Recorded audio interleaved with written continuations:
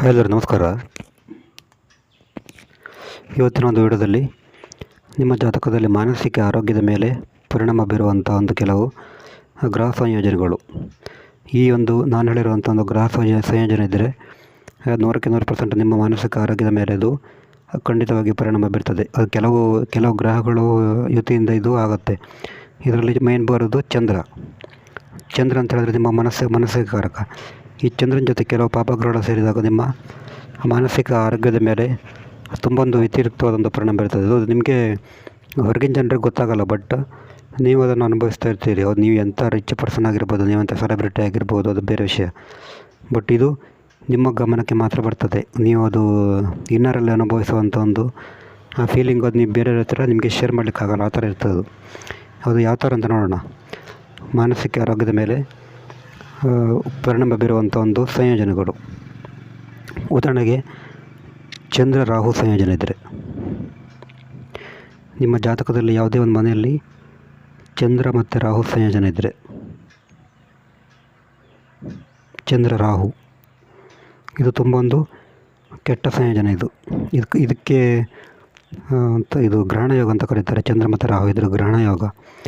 ಇದು ಏನಾಗ್ತದೆ ಅಂತ ಹೇಳಿದ್ರೆ ಅವರಿಗೆ ಭ್ರಮೆ ಕೊಡ್ತದೆ. ಚಂದ್ರ ಮತ್ತು ರಾಹು ಒಟ್ಟಿಗಿದ್ರೆ ಅದು ತುಂಬ ಭ್ರಮೆ ಕೊಡ್ತದೆ. ಮತ್ತು ಗೊಂದಲ ತುಂಬ ಇರ್ತದೆ. ಅವರಿಗೆ ತುಂಬ ಗೊಂದಲ ಇರ್ತದೆ.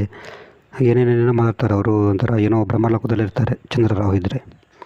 ಇದು ತುಂಬ ಕೆಟ್ಟ ಯೋಗ. ಇದು ಚಂದ್ರ ರಾಹು ಇದ್ದರೆ ಇದಕ್ಕೆ ಮತ್ತು ಇವರಿಗೆ ಒಂಥರ ಆತಂಕ ಜಾಸ್ತಿ ಇರ್ತದೆ. ಚಂದ್ರ ರಾಹು ಇದ್ದರೆ ಆತಂಕ ಇರ್ತದೆ, ಗೊಂದಲ ಇರ್ತದೆ, ಕನ್ಫ್ಯೂಷನ್ ಇರ್ತದೆ ಮೈಂಡಲ್ಲಿ. ಇದು ಮುಖ್ಯವಾದಂಥ ಯೋಗ. ನೆಕ್ಸ್ಟ್ ಬರೋದು ಚಂದ್ರ ಶನಿಯುತಿ. ನಿಮ್ಮ ಜಾತಕದಲ್ಲಿ ಏನಾದರೂ ಕೂಡ ಚಂದ್ರ ಶನಿಯುತಿ ಇದ್ದರೆ, ಅದು ಯಾವುದೇ ಮನೇಲಿ ಆಗಿರ್ಬೋದು, ಚಂದ್ರ ಶನಿಯುತಿ ಇದ್ದರೆ ಇದನ್ನು ವಿಷಯೋಗ ಅಂತ ಕರೀತಾರೆ. ಇದೊಂದು ತುಂಬ ಕೆಟ್ಟ ಯೋಗ. ಈ ಥರ ಯೋಗ ಇದ್ದರೆ ಅವರಿಗೆ ತುಂಬ ಡಿಪ್ರೆಸ್ ಆಗ್ತಾರೆ. ತುಂಬ ಏನೇನೋ ಥಿಂಕ್ ಮಾಡ್ತಾರೆ. ಯಾವುದೇ ವಿಷಯನ ತುಂಬ ಡೀಪಾಗಿ ಥಿಂಕ್ ಮಾಡ್ತಾರೆ. ನಿರಾಶವಾದಿ ಜಾಸ್ತಿ ಇವರು. ಯಾವಾಗಲೂ ಕೂಡ ನಿರಾಶವಾಗಿರ್ತಾರೆ.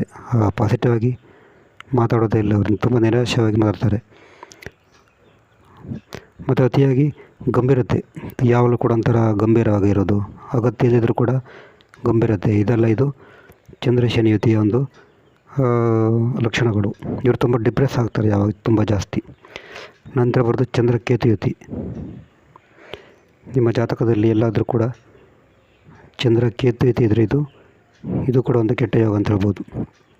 ಚಂದ್ರ ಕೇತು ಇದ್ದರೆ ಅವರು ಸಂಪರ್ಕ ಕಡಿತಗೊಳಿಸ್ತಾರೆ. ಅವರು ಸುತ್ತಮುತ್ತಲಿರುವಂಥ ಸಂಪರ್ಕ ಕಡಿತಗೊಳಿಸ್ಕೊಂಡು ಏಕಾಂಗಿ ಇರೋದು ಜಾಸ್ತಿ. ಅವರದ್ದೇ ವಲಯದಲ್ಲಿರ್ತಾರೆ. ಅವರದ್ದೇ ವರ್ತನೆ ಮಾಡ್ಕೊಂಡು ಅದರಲ್ಲಿ ಇರ್ತಾರೆ. ಅವರು ಹೊರಗಡೆ ಬೆಳೆಯಲ್ಲ. ನಿರ್ಲಿಪ್ತತೆ, ತುಂಬ ನಿರ್ಲಿಪ್ತತೆ ಜಾಸ್ತಿ. ಮತ್ತು ಆಧ್ಯಾತ್ಮಿಕ ಆಕರ್ಷಣೆ ಇರ್ತದೆ, ಸ್ಪಿರಿಚುವಲ್ ಆಕರ್ಷಣೆ ಇರ್ತದೆ. ಮತ್ತು ಒಂಟಿತನ ಜಾಸ್ತಿ ಇಷ್ಟಪಡ್ತಾರೆ ಇವರು. ಚಂದ್ರ ಕೇತು ಇದ್ದರೆ ಒಂಟಿತನ ಜಾಸ್ತಿ. ಮತ್ತು ಹೊರಗಡೆ ಮಿಂಗಲ್ ಆಗಲ್ಲ ಸಾರ್ವಜನಿಕರ ಜೊತೆ. ಇದವರಿಗೆ ತುಂಬ ಕಷ್ಟ ಕೊಡ್ತದೆ. ಚಂದ್ರಕೇತು ಕೂಡ ಒಂದು ಕೆಟ್ಟ ಯೋಗಗಳು. ನೆಕ್ಸ್ಟ್ ಚಂದ್ರಗ್ರಹ ಏನಾದರೂ 6, 8, 12 ಮನೆಯಲ್ಲಿದ್ದರೆ, ಚಂದ್ರಗ್ರಹ 6, 8, 12 ಮನೆಯಲ್ಲಿದ್ದರೆ ಇದು ಕೂಡ ತುಂಬ ಕೆಟ್ಟದ್ದು. ಉದಾಹರಣೆಗೆ ಇದು ಲಗ್ನ ಅಂತ ತಿಳ್ಕೊಳ್ಳಿ. ಇದು 1ನೇ ಮನೆ.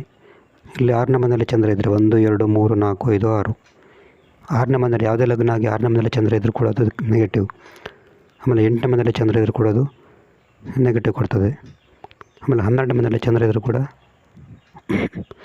ಅದು ಮಾನಸಿಕವಾಗಿ ತುಂಬ ಒತ್ತಡ ಕೊಡ್ತದೆ. ಮತ್ತು ಗುಪ್ತ ಭಯ ಕೊಡ್ತದೆ. ಫಿಯರ್ ಜಾಸ್ತಿ ಇರ್ತದೆ ಚಂದ್ರ 6, 8, 12ರಲ್ಲಿದ್ದರೆ. ನೆಕ್ಸ್ಟು ದುರ್ಬಲ ಚಂದ್ರ. ಇಲ್ಲಿ ವೃಶ್ಚಿಕ ರಾಶಿಯಲ್ಲಿ ಏನಾದರೂ ಚಂದ್ರಗ್ರಹ ಇದ್ದರೆ ಇದು ಕೂಡ ಚಂದ್ರ ನೀಚನಾಗಿ ಅದು ದುರ್ಬಲ ಆಗುತ್ತೆ. ಇಲ್ಲಿ ಅವರಿಗೆ ಆಳವಾದಂಥ ಮಾನಸಿಕ ಗಾಯ ಆಗ್ಬೋದು. ರಹಸ್ಯವಾದಂಥ ಭಯ ಇರ್ತದೆ ಇವರಿಗೆ ಚಂದ್ರ ಇಲ್ಲಿದ್ದರೆ. ಬಟ್ ಇಲ್ಲಿ ಏನಾದರೂ ಒಳ್ಳೆ ದೃಷ್ಟಿ ಇದ್ದರೆ ಅದು ಬೇರೆ.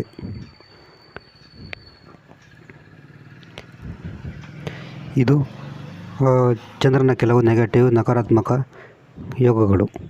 ನೀವು ಈ ಥರ ಇದ್ದರೆ ಅದನ್ನು ನೀವು ಸರಿಯಾಗಿ ಪರಿಹಾರ ಮಾಡ್ಕೋಬೇಕು. ನಿಮಗೆ ಏನಾದರೂ ಪರಿಹಾರ ಮಾಡ್ಕೋಬೇಕಂದ್ರೆ ನಾವು ಕೊಟ್ಟಿರೋಂಥ ವಾಟ್ಸಪ್ ಸಂಖ್ಯೆಯನ್ನು ನೀವು ಸಂಪರ್ಕಿಸಬಹುದು. ಇದನ್ನು ಸ್ವಲ್ಪ ಮಟ್ಟಿಗೆ ಪರಿಹರಿಸ್ಬೋದು. ಬಟ್ ಇದನ್ನು ಕಂಟಿನ್ಯೂ ಆಗಿ ಮಾಡಲಿಕ್ಕಾಗಲ್ಲ. ಇದನ್ನು ನಿಮಗೆ ಜಾತಕ ವಿಶ್ಲೇಷಣೆ ಮಾಡಬೇಕಂದ್ರೆ ನಮ್ಮದು ವಾಟ್ಸಪ್ ಸಂಖ್ಯೆ 70 906 37 934. ಈ ನಂಬರಿಗೆ ವಾಟ್ಸಪ್ ಮಾಡಿದರೆ ಜಾತಕದ ಡೀಟೇಲಾಗಿ ತಿಳಿಸಿಕೊಡ್ತೇವೆ. ನೆಕ್ಸ್ಟ್ ವಿಡಿಯೋದಲ್ಲಿ ಬೇರೆ ಸಿಗೋಣ. ನಮಸ್ಕಾರ.